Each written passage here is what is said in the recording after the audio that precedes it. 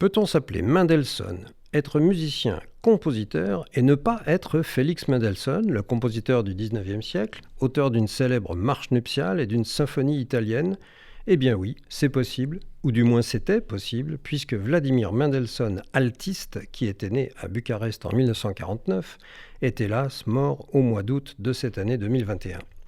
Né en Roumanie, dans une famille de tradition musicale, Vladimir étudie l'alto et la composition à Bucarest, mais ses engagements le conduisent dans le monde entier, notamment les Amériques, l'Europe, la Russie, Israël et plusieurs pays d'Asie.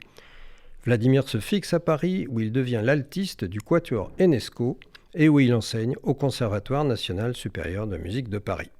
C'est évidemment dans un morceau de son homonyme Félix Mendelssohn que nous l'entendons. Ici, il s'agit de l'Octuor pour 4 violons, 2 altos, 2 violoncelles, écrit par Félix à l'âge de 16 ans. Dans cette version, Vladimir joue le second alto.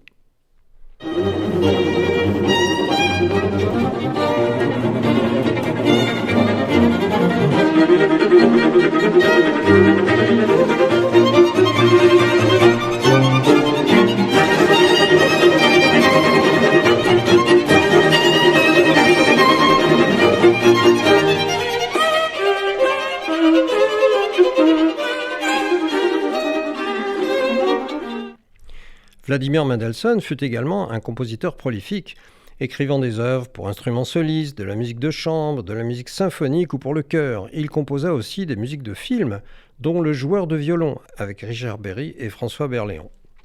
Il a été le directeur artistique du Festival de musique de chambre de Kumo en Finlande.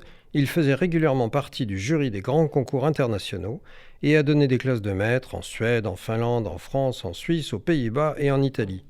Vladimir est mort le 13 août dernier à l'âge de 71 ans d'une maladie rapidement évolutive et cette chronique nous permet de lui rendre hommage.